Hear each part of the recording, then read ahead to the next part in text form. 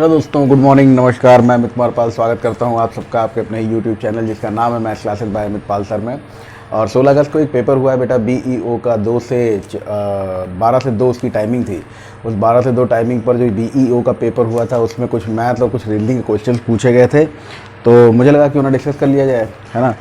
क्योंकि तमाम स्टूडेंट्स हैं जो हमसे जुड़े हुए हैं, उनको किसी और चैनल पे जाने की ज़रूरत नहीं है, यहीं पर उनको मैथ्स के क्वेश्चंस मिलेंगे। तो मैथ्स जब मैं सॉल्व कर रहा था उसमें रीजनिंग और साइंस में भी कुछ मैथमेटिकल कॉन्सेप्ट यहाँ पर हैं, उनसे रिलेटेड बातचीत हम लोग कर लेते हैं यहीं पे, ठीक है। तो ये देखिए, ये कुछ क्वेश्चंस हैं। जैसे ये पहला क्वेश्चन दिया हुआ है आपको, 2 trains were running in same direction at 90 kilometre per hour 70 kilometre per hour respectively. ये सीरीज हमारे पास में डी है भाई, है ना। डी के हिसाब से नंबरिंग होगी क्वेश्चन की। 2 trains were running at the same direction at 90 km per hour and 70 km per hour respectively. The faster train passed a man standing in the slower train in 18 seconds. Length of faster train. ये बात आपसे पूछी जा रही है कि 2 रेलगाड़ियां हैं, एक ही दिशा में चल रही हैं, 90 और 70 किलोमीटर प्रति घंटा इनकी गति है। तेज चलने वाली गाड़ी ने धीमे चलने वाली गाड़ी में खड़े किसी व्यक्ति को 18 सेकंड में पार कर लिया है। तो जो तेज चलने वाली रेलगाड़ी, इसकी लंबाई क्या है। अब आप देखें कि ये एक ट्रेन है और ये दूसरी ट्रेन है। जो ट्रेन तेज चल रही है वो आगे आके इस ट्रेन को पार कर जाएगी, ऐसी बात आप सभी लोग जानते हो, ठीक है। तो ये जो ट्रेन तेज चलेगी और इसमें बैठा हुआ कोई आदमी है, उस तक पहुंचेगी, यहाँ तक रीच करेगी। जैसे ही ये उस आदमी तक पहुंचेगी तो यहाँ से काउंटिंग स्टार्ट कर लीजिए। अब यहाँ से आप एक चीज़ देख पा रहे होंगे सभी लोग कि ये जो पहली ट्रेन है स्लो वाली, ये 70 किलोमीटर प्रति घंटे की गति से चल रही है, और ये जो तेजी से आ रही है और इसको पार कर रही है, इसकी स्पीड 90 किलोमीटर प्रति घंटा है। यानी दोनों की जो सापेक्ष गति है, यानी जो दोनों की रिलेटिव स्पीड है, वो रिलेटिव स्पीड हो गई 90 - 70। सेम डायरेक्शन में स्पीड्स का डिफरेंस निकालते हैं हम लोग और अपोजिट डायरेक्शन में स्पीड्स का सम कर लेते हैं, ठीक है भाई। तो इस स्पीड से 90 - 70, इस स्पीड से स्पीड आपको ने देखा कि रिलेटिव स्पीड की बात कर रहे हैं हम लोग। ये relative speed kilometre per hour में है, लेकिन टाइम आपको 18 सेकंड में दिया हुआ, तो इसको 5/18 से गुणा करेंगे। क्यों गुणा करेंगे? ताकि ये मीटर पर सेकंड में हो जाए। हम कहेंगे कि इस सापेक्ष गति से 18 सेकंड में इस ट्रेन ने कितनी दूरी तय की। तो ये उतनी ही दूरी तय करेगी जितनी इसकी खुद की लंबाई होगी, अपनी लंबाई के बराबर। किसी खंबे को, किसी बंदे को पार करने में ट्रेन अपनी ही लंबाई के बराबर दूरी तय करती है। तो 90 - 70 × 5/18 × 18 करने के बाद आपको क्या मिल रहा है, आप खुद ही देख सकते हो कि 90 - 70 हो गया 20, 20 × 5 = 100। आंसर होगा मीटर में। तो ये 100 मीटर उस ट्रेन की लंबाई है जो कि तेज चल रही है। तेज चलने वाली ट्रेन की लंबाई आ गई 100 मीटर। ये था आपका क्वेश्चन नंबर 31। देखिए 32 नंबर क्वेश्चन दिया है, जैसा कि मैं आपको बता रहा हूँ, सीरीज नंबर डी है ये। क्वेश्चन दिया हुआ है यहाँ पर आपको, by selling an article at 3/4 of selling price. किसी वस्तु को बिक्री मूल्य के 3/4 पर बेचने पर अ ट्रेडर इनकर अ लॉस ऑफ 10%, एक विक्रेता को 10% की हानि हुई। द प्रॉफिट और loss percent when it is sold at original selling price. यदि उसे मूल बिक्री मूल्य पर बेचा जाता तो लाभ और हानि का प्रतिशत क्या होता। ये बात आपसे पूछी जा रही है। तो बिक्री मूल्य 3/4 है ना। अगर मान लीजिए कुछ ऐसा हो, ऐसे हम मान लेते हैं कि सेलिंग प्राइस जो है वो अगर 400 रुपये है, तो ये बेच कितने में रहा है, ये बेच रहा है इसको 300 रुपये में। नया वाला सेलिंग प्राइस जो है वो 300 रुपये है, जब ये कितने में बेच रहा है, 400 सेलिंग प्राइस हमने माना है, उसके 3/4 में बेच रहा है। तो 4 से 100 बार 100 × 300 रुपये में बेच रहा है। 300 रुपये में बेचने पर इसको 10% का लॉस हो रहा है, मतलब 90% में बेच रहा होगा। 10% का लॉस है 10% का, यानी 10% नीचे 100 से जाएंगे तो कितना मिलेगा, लॉस है 10% का, तो 10% नीचे जाएंगे 100 से कितना मिलेगा, 90, जो कि बराबर है कितने के, 300 के। यानी क्रय मूल्य अगर हमको निकालना हो, कॉस्ट प्राइस निकालना हो, तो कॉस्ट प्राइस का मतलब होता है 100%, पूरा 100% हो गया 300/90 × 100। ठीक है भाई। यहाँ से जो वैल्यू आपको मिल रही है आप देख सकते हो, 3 × 3 = 9, 3 × 30, 1000/3 आपको वैल्यू मिल गई है। इसको 3 रुपये और 4 रुपये मान के भी निकाल सकते हैं भाई, ठीक है। लेकिन अभी आराम से देखिए, इसको 1000/3 ये आ गया क्रय मूल्य। क्रय मूल्य ये है, और वास्तविक विक्रय मूल्य हमने माना कितना है, तो 400 माना था। तो अगर ये हम देखें कि लाभ कितना हुआ होता, यही बात आपसे पूछी जा रही है, तो लाभ होता है इसको 400 - 1000/3। तो आप देख सकते हो 3 × 4 = 12,000, 1200 - 1000/3 मतलब 200/3 ये आता लाभ, और ये लाभ होता कितने पर, तो जो क्रय मूल्य था, और क्रय मूल्य कितना था, क्रय मूल्य था 1000/3। तो 200/3 इस 1000/3 का कितना प्रतिशत है, यही लाभ प्रतिशत आपसे पूछा जा रहा है। ठीक है भाई, इसको सॉल्व कर लीजिए, आपका आंसर आपके सामने आ जाएगा। तो इस तरह से आप देख सकते हो, ये 3 से 3 खत्म कर लीजिए, 2 जीरो से 2 जीरो खत्म हो गए, 0 से 0 खत्म हो गया, आंसर आ गया 20%, यानी प्रॉफिट परसेंट है 20%। ठीक है, रीजनिंग के क्वेश्चंस भी कर ही लेते हैं। ठीक है, रीजनिंग के क्वेश्चन भी कर लीजिए, मैथ्स के क्वेश्चन भी कर लीजिए, सारे क्वेश्चन देख लीजिए। अगला क्वेश्चन आपको दिया हुआ था, compound interest ₹420 is gain at the rate of 5% per annum on principal in second year, then what is the principal amount. मूलधन पर 5% प्रति वर्ष की दर से दूसरे वर्ष में 420 रुपये चक्रवृद्धि ब्याज मिलता है, तो मूलधन कितना है। तो यार 2 साल में 5% के रेट से कितना मिलेगा, ये चीज़ कैलकुलेट कर लो। एक्सक्यूज मी, मूलधन अगर रेट ऑफ इंटरेस्ट 5% है तो पहले साल 5% ब्याज मिलेगा और दूसरे साल 5% ब्याज फिर मिलेगा। अगर साधारण ब्याज होता तो 5% और 5% यानी टोटल 10% मिलता, लेकिन क्योंकि ये कैसा ब्याज है आपको मालूम है, 5% प्रति वर्ष की दर से, तो ये अगर चक्रवृद्धि ब्याज है तो दूसरे साल, पहले साल 5% मिला है, दूसरे साल 5% तो मिलेगा ही, और 5% का 5% और मिलेगा, यानी 0.25% मिलेगा। तो ये पहले साल हो गया, फर्स्ट ईयर 5% के रेट से 5% मिलेगा, लेकिन सेकेंड ईयर क्या होगा, सेकेंड ईयर 5% तो मिलेगा ही क्योंकि रेट 5% है, लेकिन पहले साल जो 5% ब्याज मिल चुका है उसका भी 5% ब्याज का ब्याज, यानी 0.25% और मिलेगा। अब यहाँ दूसरे साल की बात कर रहा है कि दूसरे वर्ष में, तो दूसरे वर्ष में बेटा आप लोग देख लो कि ये 5% प्लस 0.25% यानी 5.25% टोटल ब्याज मिल गया। दूसरे साल में अगर 5.25% टोटल ब्याज मिला है तो मतलब बिल्कुल साफ हो गया, को हटा लेते हैं भाई, मतलब बिल्कुल साफ हो गया यहाँ पर कि यही बराबर हो जाएगा किसके, 420 रुपए के। अब आपसे मूलधन पूछा जा रहा है तो मूलधन हमेशा 100% होता है, 100% बराबर हो गया 420/5.25 गुणे 100। चलिए 2 जीरो हटा दीजिए, यहाँ पे 2 जीरो और लगा लेते हैं, 25 से काट दीजिए, 25 दूनी 50, 25 एकम 25, 25 चौके 100, ये हो गया 400, 21 से 2 बार हो गया 42, तो 20 × 400 यानी कि आंसर आ गया 8000 रुपये। ये हो गया आपके पहले स्लॉट में, एक साथ में जो 3 क्वेश्चन दिए हुए थे वो। चलिए इसके बाद और क्वेश्चन देखिए कौन कौन से हैं। हाँ, एक क्वेश्चन ये साइंस का भी दिया हुआ है, साइंस का दिया हुआ है। इसमें आप लोगों को अगर याद हो, हमने याद हो क्या, मतलब जो लोग देखते रहते हैं, रेगुलर व्यूवर्स हैं, उनको तो पता होगा ही। 9th क्लास में हमने एक्सरसाइज 4.3 करवाई थी आपको। 9th क्लास की जो एक्सरसाइज 4.3, उस एक्सरसाइज 4.3 में हमने एक रिलेशन बताया था, हमने नहीं बताया था मतलब वैज्ञानिकों ने पहले ही बता दिया था, लेकिन हम डिस्कस कर चुके हैं उस चीज़ को कि फ़ारेनहाइट पैमाना जो होता है वो बराबर होता है 9/5 C + 32 के।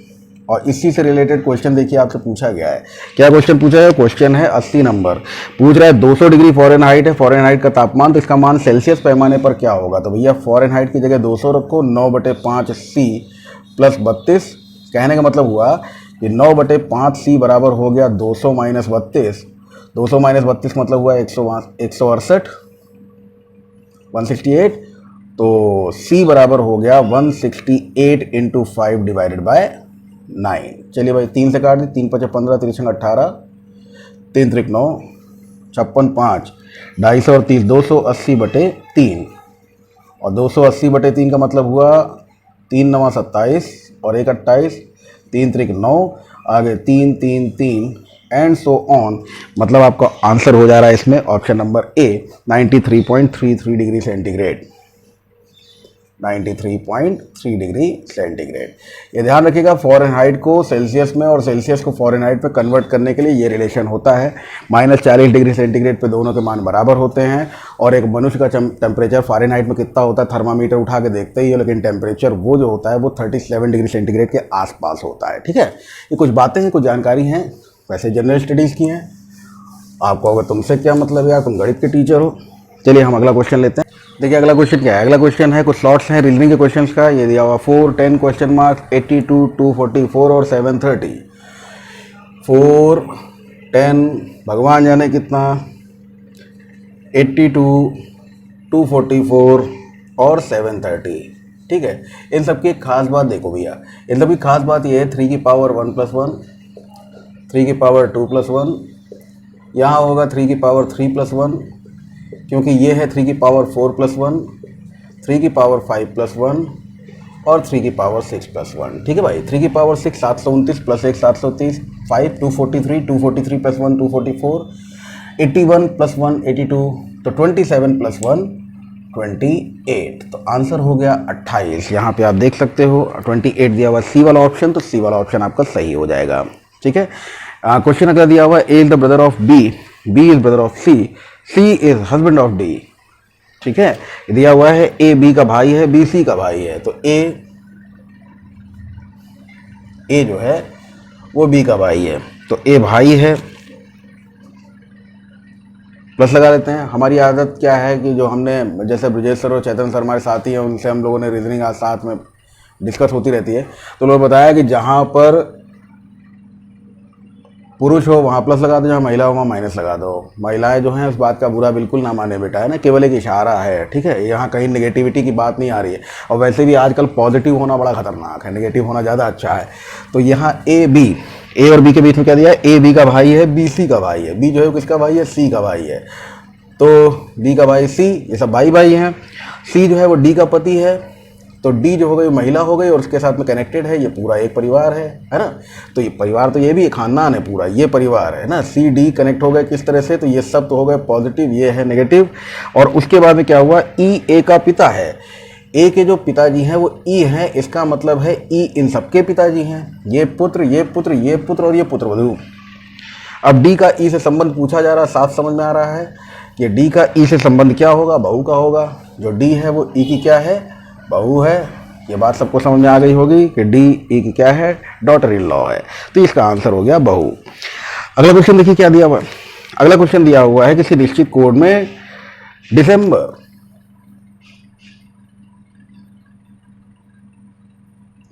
दिसंबर को क्या लिखा जा सकता है, तो इसके दो दो स्लॉट बनाइए, दो दो दो दो, और इन दो दो स्लॉट्स को रिपीट करके ये वाला ई आर पहले लिखा गया है, फिर ये एम बी लिखा गया है, फिर ये सी ई लिखा गया है, और फाइनली ये डी ई लिखा गया है। यही है भाई, देख लीजिए आप लोग। ठीक है, तो इसी तरह से ये जो लिखा हुआ है अगली बार में E R M B V E और एन ओ, इनको भी अगर हम लोग दो दो स्लॉट्स में डिवाइड करके उल्टा लिख दें तो क्या बन जाएगा, N O V E M B E R, यानी आंसर हो जाएगा नवंबर। तो ये आपका डी वाला ऑप्शन आंसर हो गया। 77 को जीएस का लग रहा है। 88 देखिए, निम्नलिखित श्रेणी में एक्स का मान क्या होगा। तो एक्स श्रेणी क्या है, बड़ी आसान सी है। तो ये है 1 1 2 3 5 8, भगवान जाने कितना, और फिर 21। तो एक और एक 2, 2 और 1 3, 3 2 5, 5 3 8, 8 5 13, आंसर है 13, क्योंकि 13 8 21। तो एक्स की वैल्यू क्या हो गई भाई, 13 हो गई। तो आंसर ऑप्शन में कौन सा हो रहा है आपका, ऑप्शन नंबर हो गया बी। अभी हमने जो एचसीएफ और एलसीएम पढ़ाया उसी के बिहाफ पर एक क्वेश्चन साफ साफ बिल्कुल वैसा ही क्वेश्चन है, कुछ भी कन्वर्जन नहीं। मैंने बार बार एचसीएफ और एलसीएम की पूरी सीरीज में लिखा है बीईओ बीईओ बीईओ, पर बीईओ की तैयारी करने वाले जो बच्चे थे अगर उन्होंने ध्यान से देखा तो ये क्वेश्चन उन्होंने आराम से कर लिया होगा। भाई यहाँ पर 1:4 दिया हुआ है रेशियो, और इनका एचसीएफ दिया हुआ है कितना 21, तो 21 इंटू 21 इन दोनों में मौजूद रहा होगा, जो कि रेशियो निकालने के दौरान कट गया होगा। छोटी संख्या 21 है, बड़ी संख्या 84, तो बड़ी वाली संख्या पूछी है, आंसर है 84। इसमें लघुत्तम दिया होता ना दिया होता कोई फर्क नहीं है, हम आराम से निकाल सकते थे। खाली 21 और रेशियो दिया होता हम एलसीएम बताए थे, 21 और रेशियो दिया होता हम संख्याएं बताए थे, छोटी संख्या बड़ी संख्या सब पता हो जाती है। ठीक है भाई, ये देखिए क्वेश्चन हम लोग कर चुके हैं। एक दिया हुआ है कि एक बढ़ई 6 घंटों में एक कुर्सी बनाता है, बी 7 घंटों में एक कुर्सी बनाता है, सी 8 घंटों में एक कुर्सी बनाता है। प्रत्येक बढ़ई प्रतिदिन 8 घंटा काम करे। तो बेटा ए की बात की जा रही है, 6 घंटे में कुर्सी बनती है, इससे एक, तो 8 घंटे में 8/6 कुर्सी बनेंगी। ठीक है। बी है 1 घंटे में 7 घंटे में कुर्सी बनती है एक, तो 8 घंटे में यह कुर्सी बनाएगा 8/7, और सी 8 घंटे में एक कुर्सी बनाता है, 8 घंटे में एक कुर्सी बनाता है, ठीक है। तो 8 घंटे में ए बनाएगा 8/6, बी बनाएगा 8/7 और सी बनाएगा 8 घंटे में एक। हर दिन 8 घंटे काम करते हैं ये लोग। और कितने दिन तक काम करते हैं भाई? 21 दिन में कितनी कुर्सियां बनेंगी, ये बात आपसे पूछी जा रही है। तो ए, बी और सी 8 घंटे काम करके ए बनाएगा 8/6 कुर्सी, बी बनाएगा 8/7 कुर्सी और सी बनाएगा एक कुर्सी। सॉल्व कर लो, केवल फ्रैक्शन है, बताओ कुछ नहीं। तो इस तरह से देख सकते हो 6 सते 42, तो 6 सते 42, 7 छंग 42 और एक 42 बार, तो 1 × 42 हो गया 42। अब इसको पूरा सॉल्व करोगे भैया तो 7 × 56 हो गया, प्लस 8 छंग 48 हो गया और प्लस 42 × 42 हो गया। तो कुल मिला के 42 और 48 हो गया 90, 90 और 56 हो गया 146, 146 डिवाइडेड बाई 42। इतनी कुर्सी हम रिड्यूस नहीं कर रहे हैं ताकि आगे काम आए हमारे। 146 कुर्सियाँ, 146/42 कुर्सियाँ ए, बी और सी मिलकर बनाएंगे एक दिन में 8 घंटे काम करके। ऐसे ही अगर ये लोग 21 दिन तक काम करें तो इंटू 21 कुर्सियाँ बनाएंगे, इसकी 21 गुना कुर्सियाँ बन जाएंगी। तो 146/42 गुणे 21, 21 दूनी 42, 2 सते 14, 2 तिहाई 6, बनने वाली कुर्सियों की संख्या होगी 73। देखिए अगला क्वेश्चन, अब बेहतरीन क्वेश्चन है, बड़े आराम से समझने वाला क्वेश्चन है, सभी लोगों ने कर लिया होगा, है ना। तो बी, सी, डी, फिर ई गायब करके एफ, एफ के तुरंत बाद कौन आ रहा है? जी, एच, आई, जे गायब करके के के तुरंत बाद कौन है? एल, एम, एन, ओ गायब करके पी, ठीक है। तो पी के तुरंत बाद आएगा क्यू, आर, एस, टी गायब करके यू। ये जिस भी ऑप्शन में आपको दिया हुआ हो, सी वाले में दिया है तो बस सी वाला आपका आंसर है, क्यू, आर, एस, यू, ठीक है भाई। अगला देखिए क्वेश्चन नंबर 112 है, 1980 में भारत का गणतंत्र दिवस शनिवार को पड़ता है। गणतंत्र दिवस सभी लोग जानते हो ना भाई, स्वतंत्रता दिवस, गणतंत्र दिवस, 26 जनवरी रिपब्लिक डे, गणतंत्र दिवस। तो ये 26 जनवरी दिया हुआ है, 26 जनवरी, और ये कब है? शनिवार को है, ये दिन है सैटरडे। और अभी बात आपको बताई जा रही है, एक्स का जन्म 3 मार्च 1980 को होता है, वाई एक्स से 4 दिन बड़ा है, वाई के जन्म का दिन क्या होगा? देखिए +7 करते चले जाइए तो दिन वही रह जाते हैं, ठीक है। यहाँ पर अगर हम कहें, आप सीधे सीधे कह दें कि जो 3 मार्च 1980 को बंदे का जन्म हुआ है, तो इससे 4 दिन बड़ा जो बंदा होगा वो 1 दिन पहले 2 मार्च, 2 दिन पहले 1 मार्च, 3 दिन पहले 29 फरवरी और 4 दिन पहले यानी 28 फरवरी पैदा हुआ। 29 फरवरी क्यों है भाई? क्योंकि 1980 में 80 डिविजिबल बाय 4 है, इसका मतलब ये हुआ कि ये लीप ईयर है, और लीप ईयर है तो 29 जनवरी होगी। और पैदा कब हुआ है? ये पैदा हुआ है 28 फरवरी को। 28 फरवरी को दिन कौन सा है ये बात कैलकुलेट करनी है आपको, तो 26 जनवरी से निकालिए। 26 जनवरी को सैटरडे है, ठीक है। 26 जनवरी को सैटरडे है तो 27 को संडे होगा और 28 मंडे होगा, ठीक है। अब 28 को मंडे है, अब यहीं से हम लोग 7 + 7 करते चले जाएं। 26 जनवरी से सैटरडे का ही कैलकुलेशन कर लेते हैं। तो 26 जनवरी को सैटरडे है, तो अगला सैटरडे आएगा 26 में 7 प्लस करने के बाद, तो 26 देखिए 27, 28, 29, 30, 31, 1, 2 तारीख को। तो सैटरडे अब हमको मिलेगा कब? 2 तारीख को। अगला सैटरडे मिलेगा 9 तारीख को। अगला सैटरडे मिलेगा 16 तारीख को। अगला सैटरडे मिलेगा, क्या कर रहा हूँ, 7 जोड़ता जा रहा हूँ। अगला सैटरडे मिलेगा 16 और 7 23 तारीख को। अगला सैटरडे मिलेगा 23 और 7 30 तारीख को। लेकिन हमको क्या करना है? 28। तो सैटरडे से पहले फ्राइडे और फ्राइडे से पहले थर्सडे। जनरल कैलकुलेशन है, जनरली कैलकुलेट कर लो इसको। तो यहाँ पर हमारा थर्सडे आंसर होना चाहिए। अच्छा, वैसे अगर दिन जोड़े जाएँ तो दिन जोड़ के भी इस क्वेश्चन को करवाते हैं, जैसे रीजनिंग वाले सर लोग हैं वो सब लोग बढ़िया करवाते हैं इसको। हमने तो नॉर्मली जोड़ डाला। इसमें दिन अगर आप जोड़ें तो आप ये कह सकते हो ना कि 26 जनवरी है तो 26 जनवरी से 31 जनवरी 5 दिन तो ये हो गए। फरवरी है 29 दिन की और 3 दिन उधर, तो कुल मिलाकर ये दिनों की संख्या कितनी हो गई? 5, 3, 8, 9 और 8, 17, 37 दिन, 37 डेज हो गए। इस 37 डेज को क्या किया जाता है? डिवाइड कर देते हैं 7 से, तो 7 × 5 = 35, 5 तो पूरा हो गया हफ्ते। और उसके अलावा क्या है? 2 दिन, 5 वीक्स 2 डेज। तो ये जो 2 दिन का एक्सेस आप देख रहे हो, ये 2 दिन का एक्सेस आप इसमें जोड़ोगे तो पता चल जाएगा। 5 हफ्ते सीधे सीधे बीत गए ना। तो ये शनिवार का शनिवार है, ठीक। तो ये रविवार और सोमवार, 2 दिन जो एक्सेस आए, रविवार और सोमवार। सोमवार को ये 3 मार्च को पैदा हुआ है एक्स।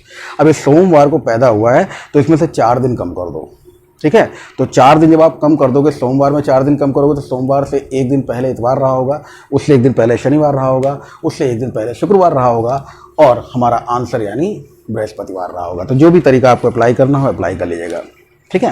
नेक्स्ट क्वेश्चन देखिए, बढ़िया क्वेश्चन है।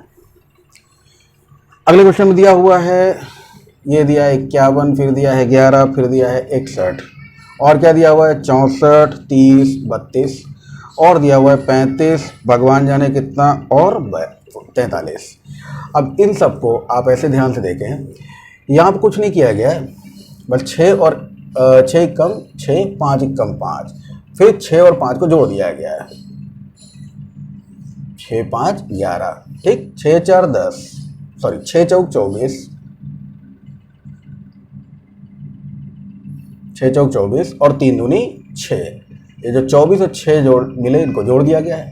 उसी तरह से 5 तिहाई 15 और 4 तिहाई 12, इन दोनों को भी जोड़ दीजिए तो 15 और 12 आंसर हो जाएगा 27। तो आंसर कितना आ गया, आंसर आ गया 27, 27 हमारा आंसर है, ठीक है। और ये क्वेश्चन दिया हुआ देखिए, बड़ा बेहतरीन सा क्वेश्चन दिया हुआ है कि 5 वर्ष पहले ए और बी की आयु का अनुपात, 5 वर्ष पहले 5 years ago, 5 वर्ष पहले ए और बी की आयु का अनुपात दिया था 4/5, 4:5।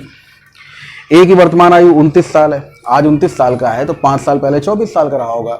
तो 5 years ago ए और बी, ए रहा होगा 24 साल का, ये आता है 4 × 6 करके, तो इधर भी 5 × 6 कर दो, यानी बी रहा होगा 30 साल का, ठीक। 24 और 30, ये कब की बात है, ये 5 साल पहले की बात है। तो आज की बात करें तो आज की बात करेंगे तो एट प्रेजेंट बी जो है वो 5 साल बड़ा हो गया होगा बेटा, और इसका मतलब कितने साल का हो गया होगा, 35 साल का हो गया होगा। 35 ईयर्स आपका आंसर है, डी ऑप्शन। फिर देखिए यहाँ पे ज्योमेट्री का क्वेश्चन आ गया, ज्योमेट्री क्वेश्चन को अटेम्प्ट कीजिए। इसमें दिया हुआ है 2 जीवाएं हैं, एक वृत्त की 2 जीवाएं ए बी सी डी वृत्त के बाहर बिंदु पी पर काटती हैं। 2 chords A B and C D of a circle intersect at a point P outside the circle. देखो कैसे बनाते हैं इसको हम लोग, हमेशा ये पॉइंट्स ऐसे बनते हैं। 2 chords ए और बी अगर सर्कल के बाहर कहीं काटेंगे, ए बी और सी डी, तो समझ जाएगा ए बी और सी डी इस तरह कहीं पी पर काटती होंगी, इनसाइड तो ऐसे, ठीक है। ये सब ज्योमेट्री में पढ़ाया जाएगा आपको।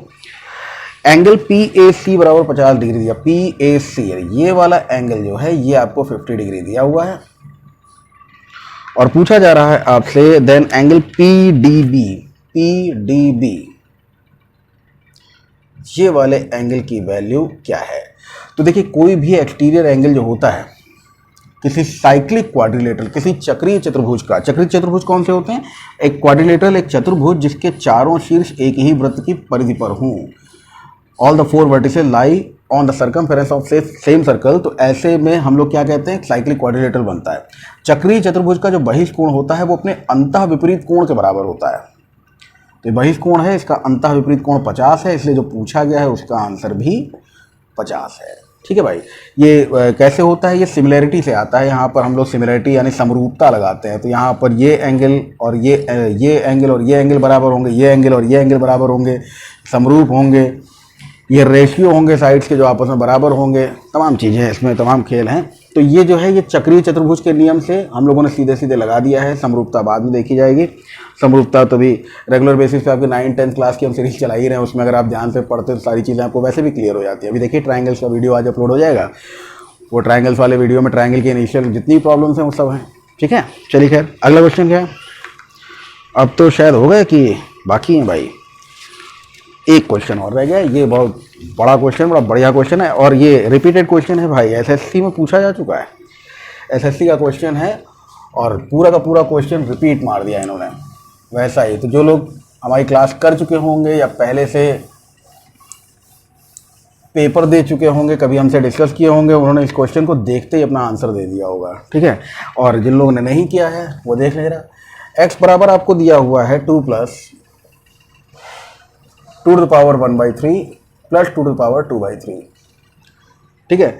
अब जो वैल्यू आपको फाइंड करनी है उस पर हम बाद में आएंगे, पहले 2 को इधर बुला लीजिए, तो ये हो गया x - 2 = 1/3 2/3, और दोनों पक्षों का घन कर दीजिए, क्यूबिंग बोथ द साइड्स, दोनों पक्षों का हमने कर दिया घन, क्यूबिंग बोथ द साइड, दोनों पक्षों का घन कर दिए। x माइनस 2 का cube is equal to 2 to the power 1/3 plus 2 to the power 2/3, ये वैल्यू आपको मिल गई। ठीक है, अब फॉर्मूला लगा दीजिए। तो a minus B whole cube, क्या फॉर्मूला मिलता है, a क्यूब, ध्यान से देखिएगा, a क्यूब यानी x cube minus 3a square b plus 3ab square minus b cube, a cube minus 3a square b plus 3ab square minus b cube. इसको हटाए तो देखिए जो वैल्यू थी उसको हमने निकालना है, वो वैल्यू है x cube minus 6x square plus 6x, है ना, ये वैल्यू हमें फाइंड आउट करनी है। इसके हिसाब से क्या क्या मिल गया वो मैं बाद में देखूंगा, पहले यहाँ पर देखिए, इसका अगर क्यूब किया जाए तो मिलेगा हमको a क्यूब यानी 2 की पावर 1/3 का क्यूब प्लस b क्यूब यानी 2 टू द पावर 2/3 का cube, a cube plus b cube plus 3ab, ab का मतलब क्या हुआ 2 to the power 1/3 into 2 to the power 2/3, और a प्लस b यानी ये वैल्यू a, ये value b, a plus b, इसको हम x माइनस 2 भी लिख सकते हैं ना भाई, x माइनस 2 लिख दीजिए यहाँ पर। अब देखिए जरा रिजल्ट क्या मिल रहा है हमें रिजल्ट मिल रहा है x cube minus 3 to the 6x square minus 6x square plus 4 3 the 12x, ये 6x है, यहाँ पे लफड़ा होगा उसको ये कंट्रोल करेगा, माइनस 2 का क्यूब यानी 8 बराबर, माइनस 2 का क्यूब यानी 8 बराबर, ये हो गया 2 प्लस 2 का स्क्वायर 4 प्लस 2 की पावर 1/3 और 2 की पावर 2/3 दोनों इंटू में है ना भाई, 2 की पावर 1/3 प्लस 2/3 कर दें और ये करने पे 2 ही मिलेगा, 2 3 दा 6 x माइनस 2। अब देखें जरा इसको, x cube minus 6x square plus 12x minus 8 बराबर 4 2 6 प्लस 6 को अंदर मल्टीप्लाई कर लीजिए, 6x माइनस 6 दूनी 12।